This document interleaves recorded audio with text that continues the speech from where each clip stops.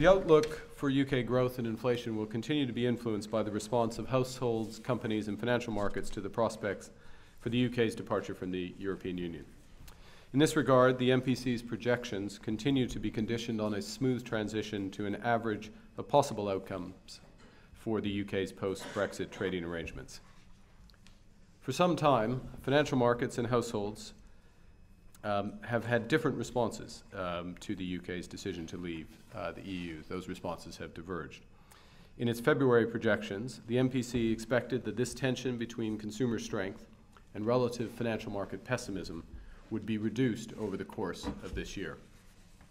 And that process has now begun.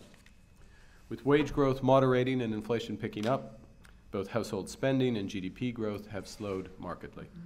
In contrast, sterling has appreciated, possibly reflecting market expectations of a more orderly Brexit process. On balance, the committee judges that consumption growth will be slower in the near term than previously anticipated, before recovering in the latter part of the forecast as real incomes pick up. In the MPC's central forecast, quarterly growth is expected to stabilize around its current rate, resulting in growth of 1.9% in 2017 and around 1.75% in each of the next 2 years. This is broadly as the committee had expected in February. The global outlook has improved since February, with stronger business surveys and generally better financial conditions. The latest indicators, including trade growth and capital goods orders, suggest broad-based strength. And signs of a more robust global demand have also been reflected in global asset prices, with equity prices rising further in recent months. The MPC's projection for world growth remains near the top of the range of external forecasters. The combination of a stronger global outlook and sterling's past depreciation is likely to support UK net trade. And together with somewhat lower uncertainty, stronger global growth is also likely to encourage investment as exporters renew and increase capacity. Turning to inflation, CPI inflation has risen above the MPC's 2% target as sterling's past depreciation has begun to feed through to consumer prices. This impact has been offset to some extent by the continued subdued growth in domestic costs, with wage growth notably weaker than expected. The MPC expects inflation to rise further above target in coming months, peaking a little below 3% in the fourth quarter. Conditioned on the market yield curve, inflation is projected to remain above the MPC's target throughout the forecast period.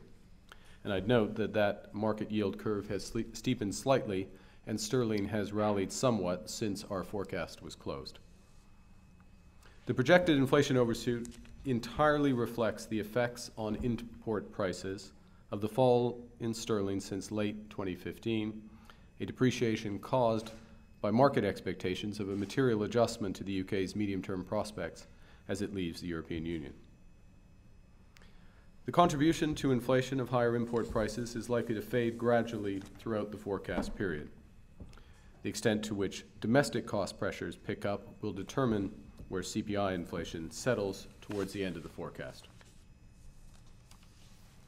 Wage growth has been soft in recent years despite strong employment growth.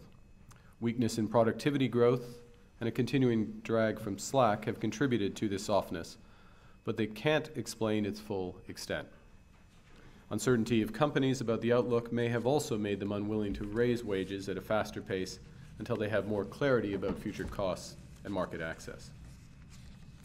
The MPC judges that the factors currently weighing on wage growth are unlikely to persist, and it projects that wages will rise significantly as the output gap narrows throughout the forecast and closes by the end. As a result, inflation is projected to rise in the third year of the forecast, even as the impact of imported price pressures diminish. Monetary policy cannot prevent either the necessary real adjustments as the UK moves towards its new international trading arrangements, or the weaker real income growth that's likely to accompany that adjustment over the next few years. Attempting to offset fully the effects of weaker sterling on inflation would be achievable only at the cost of higher unemployment and, in all likelihood, even weaker real income growth.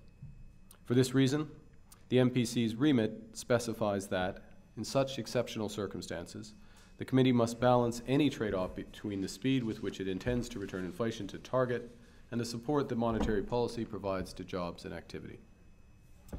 At its May meeting, the MPC decided that the current stance of monetary policy remained appropriate to balance the demands of its remit. The actual and prospective overshoot of inflation relative to target is entirely due to sterling's depreciation, which itself reflects fundamental factors that monetary policy cannot affect. In such exceptional circumstances, the MPC's remit requires it to pay close consideration to the trade-off between inflation and slack. For most of the forecast period, the economy is expected to operate with a degree of spare capacity, justifying that some degree of above-target inflation could be tolerated. However, the output gap is projected to close by the end of the forecast, reducing the Committee's tolerance for above-target inflation at that point. The MPC's forecast relies on, amongst other things, a significant pickup in wage growth, no further slowing in aggregate demand, the lower level of sterling continuing to boost consumer prices broadly as projected and without adverse consequences for inflation expectations further ahead, and that the adjustment to the UK's new trading relationship with the EU being smooth.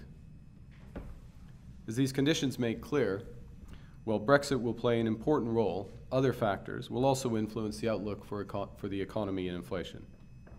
In judging the appropriateness of the monetary stance, the Committee will monitor closely incoming evidence regarding a range of factors. Monetary policy will respond in either direction to changes in the economic outlook as they unfold to ensure a sustainable return of inflation to target while supporting the necessary real adjustments in the economy. On the whole, the Committee judges that if the economy follows a path broadly consistent with its central projection, then monetary policy could need to be tightened by a somewhat greater extent over the forecast horizon than the very gently rising path implied by the market yield curve at the time of the forecast.